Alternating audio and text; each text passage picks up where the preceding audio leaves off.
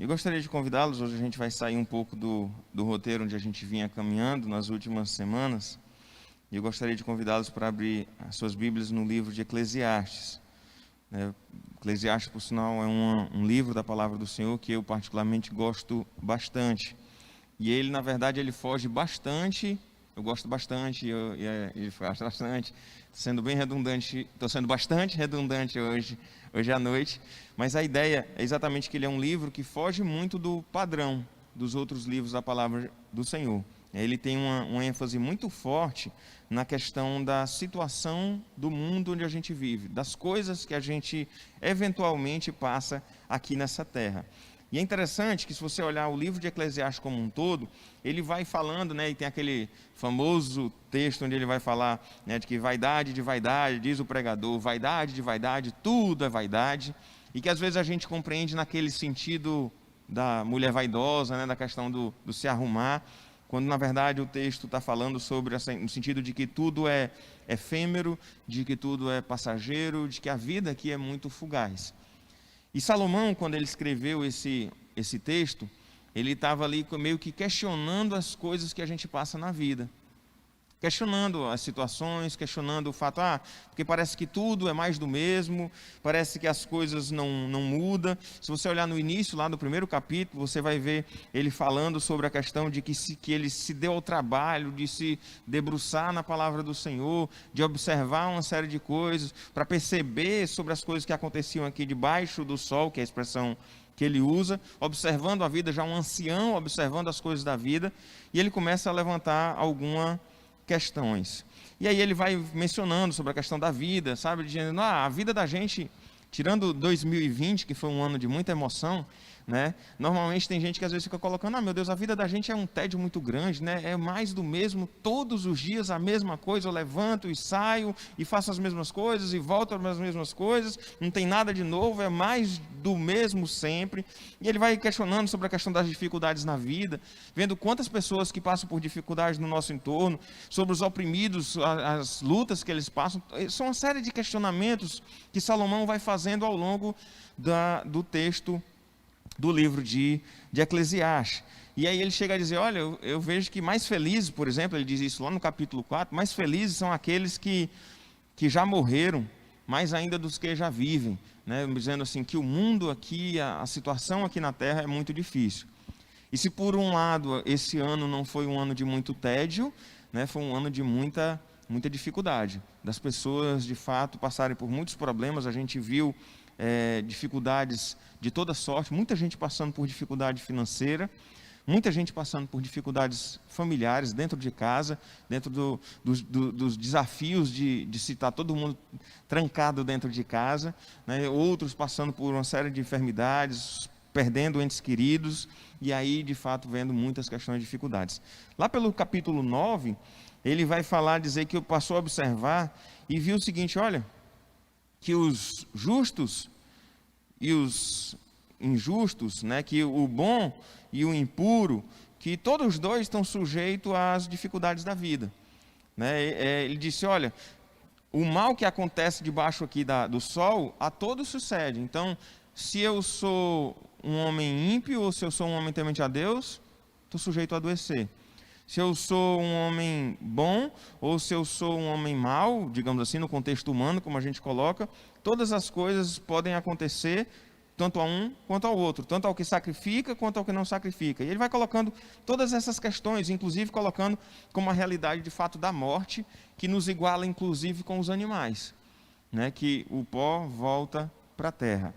E é interessante quando a gente vê todas essas questões, ele vai então tentando, parece um livro de uma pessoa com um coração muito angustiado diante das aflições da vida, e ele vai começando a colocar que no sentido, estabelecendo algumas formas de buscar algum sentido aqui na vida, e ele vai falando, por exemplo, olha, lá no capítulo 5, é até engraçado esse texto, não é um conselho que a gente escuta muito sendo falado nas igrejas, mas está lá na Bíblia, e dizendo lá, olha, coisa boa é comer e beber e gozar cada um com o bem do fruto de todo o seu trabalho, com que você trabalhou debaixo do sol. Em outras palavras, coisa boa é aproveitar as coisas que você conquistou na vida.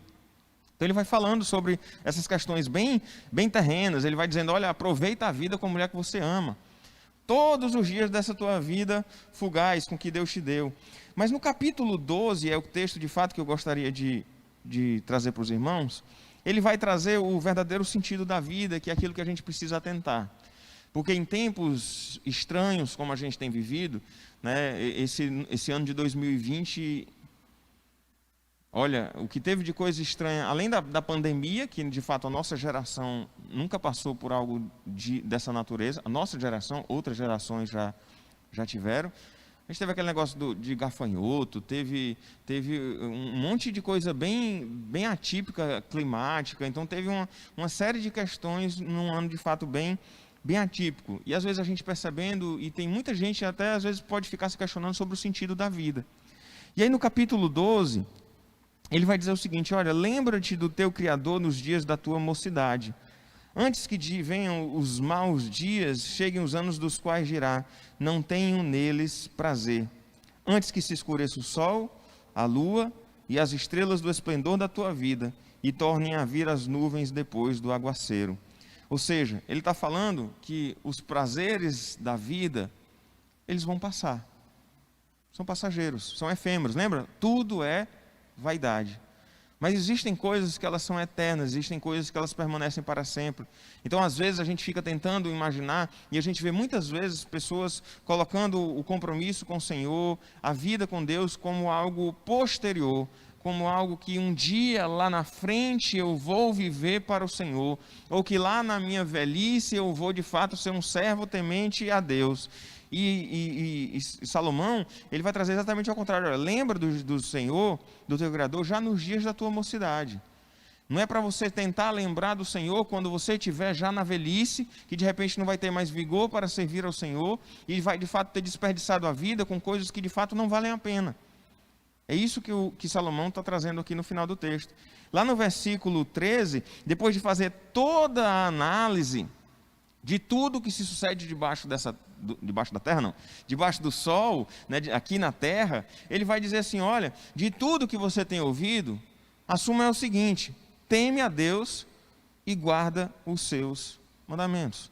De todas as coisas que as pessoas têm falado, sabe, de buscar de repente um sentido para a vida dentro de casa, um sentido para a vida dentro do trabalho, um sentido para a vida até às vezes dentro de religiosidade dentro da igreja, ele vai dizer que muito mais do que buscar o sentido para a vida nessas coisas passageiras, terrenas e que são vaidade, como ele chama aqui, a suma de todas as coisas é que de fato nós precisamos temer a Deus e guardar os seus mandamentos. Temer ao Senhor e viver de fato de forma agradável a Ele. E ele vai até dizer: olha, porque isso é o dever de todo homem. Às vezes a gente está tão preocupado de encontrar sentido na vida, aqui nas coisas nessa terra, e a gente de fato esquece o quanto essas coisas são passageiras, quanto tudo isso passa. Se a gente pensa em ter sentido para a vida em questões profissionais, passa, um dia passa.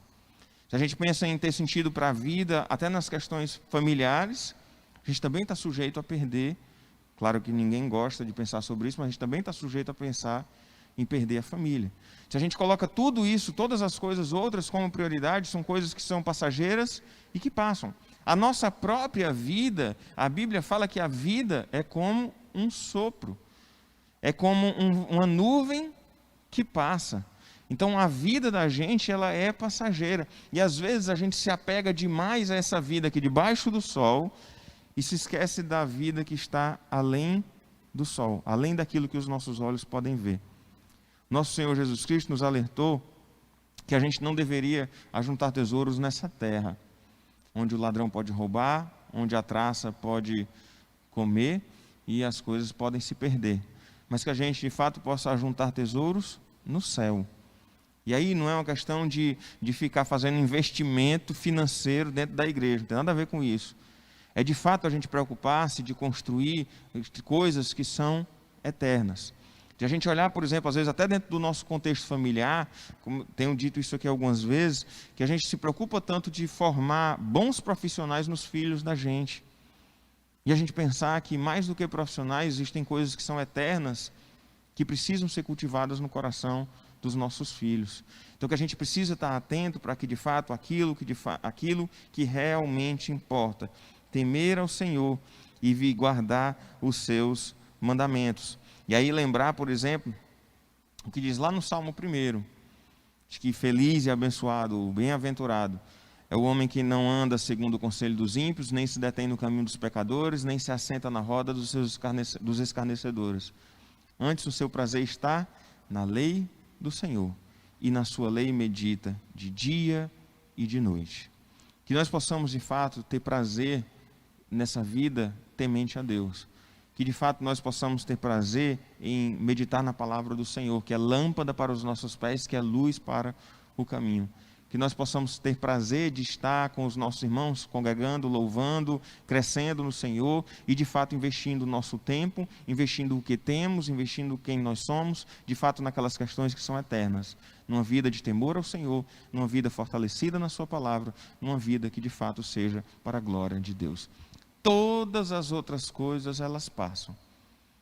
Mas, de fato, como a gente costuma dizer, daqui dessa terra, a gente não leva nada.